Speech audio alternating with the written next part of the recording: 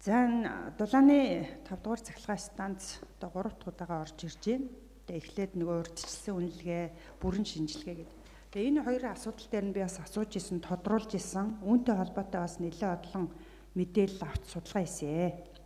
За ингээд харахаар бол 1985 оноос хойш энэ дулааны 5 дугаар цахилгаан станц яригдж эхэлж байгаа юм билээ.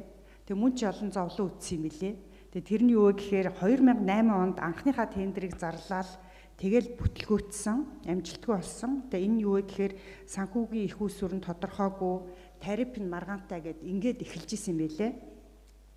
Тэгээд харин өнөөдрийн энэ Нямбатар даргатай нийслэлийн засаг даргын тамгын газар мөн одоо энэ төслийг хэрэгжүүлж байгаа баг хамт олон маш хурдтай, төлөвлөлттэй, сайн ажилласны үр дүнд бол бас давуу талууд бий болж байна гэж ингэж харж байгаа.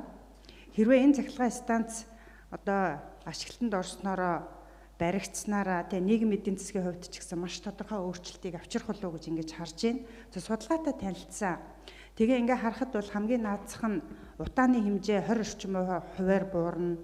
Утаанаас үүдэх эрүүл мэндийн зардал буурна, ажлын байр нэмэгдэнэ, аж ахуй нэгжүүдийн үйл ажиллагааг тэлэх юм боломжууд нэгднэ гэдэг ийм давуу талуудыг олж харсан учраас бол энэ станцын үйл ажиллагааг бол бид нэр эрхшилжүүлэх ажлыг бол 100% дэмжиж байгаамаа.